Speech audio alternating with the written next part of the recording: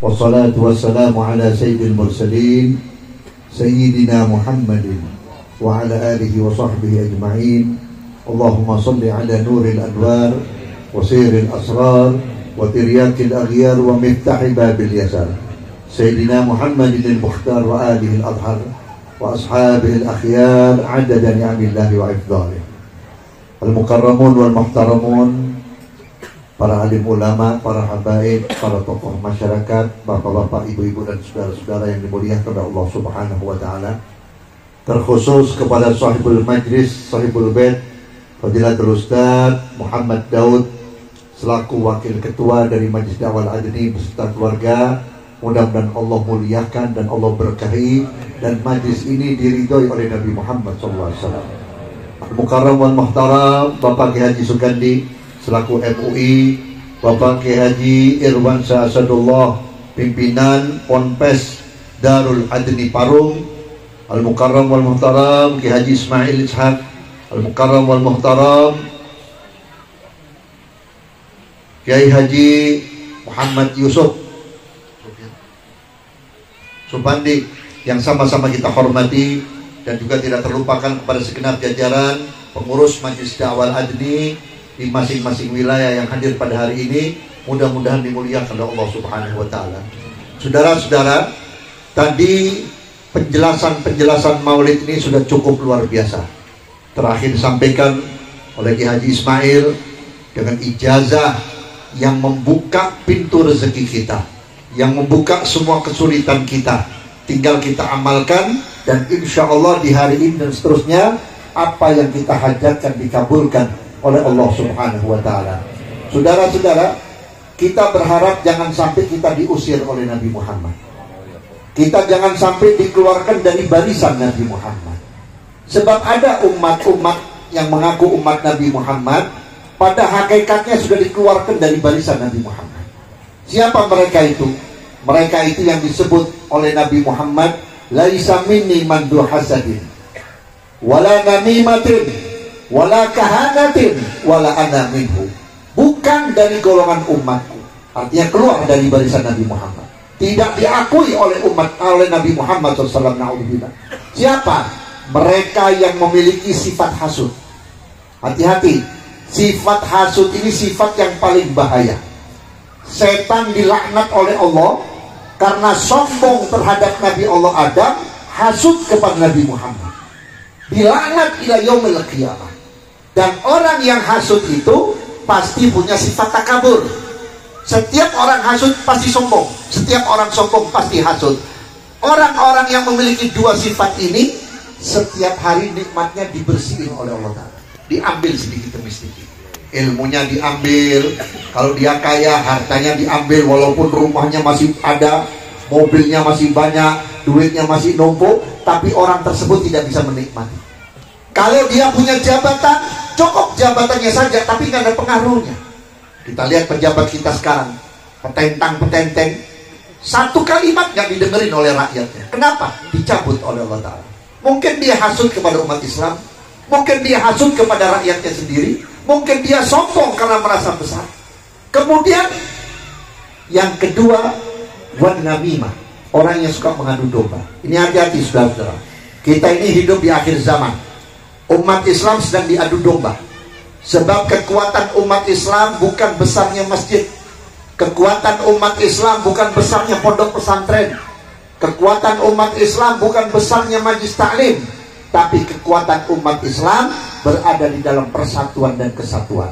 Saya sudah katakan, orang-orang kafir nggak takut, nggak gemeter lihat masjid bagus-bagus. Kenapa? Orang kafir tahu masjidnya banyak, isinya kosong. Banyak orang Islam yang tidak sholat, ya, terutama subuh tidak ada yang berjamaah. Kemudian majlis di mana-mana, dari gang ini, dari gang itu majlis. Mereka nggak takut. Kenapa? Karena gurunya nggak bersatu, ustadznya nggak bersatu, mursyidnya nggak bersatu. Artinya apa? Tidak ada kekuatan bagi umat Islam. Maka oleh karena itulah, di zaman seperti ini kita kembali kepada konsepnya Rasulullah, ana muwahhidun lil bashar. Aku ini diciptakan oleh Allah untuk menyatukan umat. Saudara tahu, Di dunia ini macam-macam kondisi umat, ada yang kaya, ada yang fakir, ya, ada yang bodoh, ada yang alim, ada pejabat, ada rakyat. Semuanya diberi jabatan, semuanya diberi tugas.